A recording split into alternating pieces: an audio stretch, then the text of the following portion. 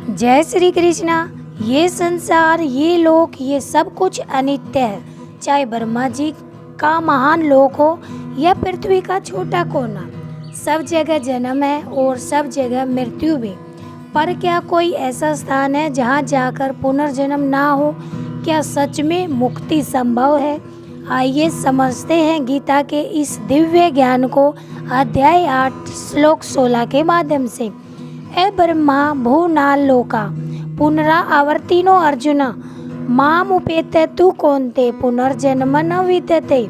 हे अर्जुन, ब्रह्मलोक से लेकर सभी लोकों में रहने वाले प्राणी जन्म और मृत्यु के चक्कर में पड़े रहते हैं, लेकिन जो मेरी शरण में आ जाता है वह पुनर्जन्म को प्राप्त नहीं करता। अर्थात पूरे ब्रह्मांड में चाहे कोई भी लोक, सर्वलोक, पृथ्वीलोक या पाताल लोक आदि क्यों न हो, हर जगह जन्म और मृत्यु का चक्कर बना रहता है। ब्रह्मलोक, जो कि सबसे उच्च लोक माना जाता है, वह भी इस नियम को लागू करता है। इस लोक को एक बड़ी ही आकर्षक कहानी के माध्यम से समझेंगे, जिस कहानी का नाम है चक्रव्यूह से मुक्ति। बहुत समय पहले एक सम्राट ने अपने राज्य में एक विशाल चक्रव्यूह का आयोजन किया। इसमें एक भव्य कमरा था जिसकी दीवारें गोलाकार थी और दरवाजे केवल अंदर से दिखाई देते थे, बाहर से नहीं। कोई भी एक बार अंदर जाने के बाद उसमें फंसा रहता और वही चक्कर काटता रहता। सम्राट ने घोषणा की कि जो असली मुक्ति यानी कि मोक्ष चाहे वह इस चक्रव्यूह में प्रवेश करे।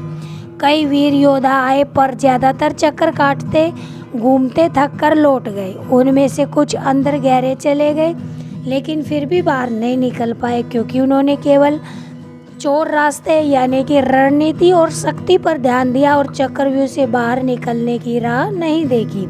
इसी बीच वहाँ एक साधु माता आई। सभी ने सोचा ये तो रणनीति जानती ही नहीं, ये कैसे बाहर निकलेगी। पर साधु माता ने चुपचाप कमरे में प्रवेश किया, आंखें बंद कर ली और ध्यान में लीन हो गई।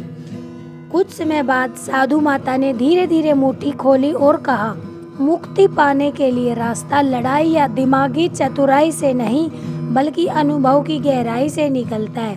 वह बाहर निकल गई, क्योंकि उन्होंने चक्रव्यूह को बाहर से देखने की बजाय अपने अंतर्मन की आंखों से देखा। उन्होंने समझ लिया कि चक्रव्यूह की दीवारें केवल बाह्य उलझन है, असल में उनमें जो दीवारें हैं वो एक भ्रम है।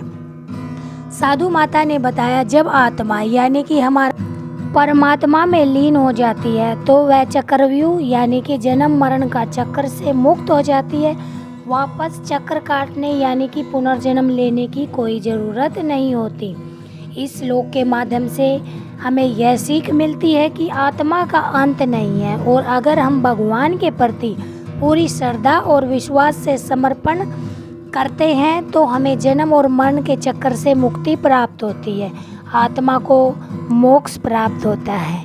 हमारे साथ गीता ज्ञान की खोज में जुड़े रहने के लिए धन्यवाद। राधे राधे।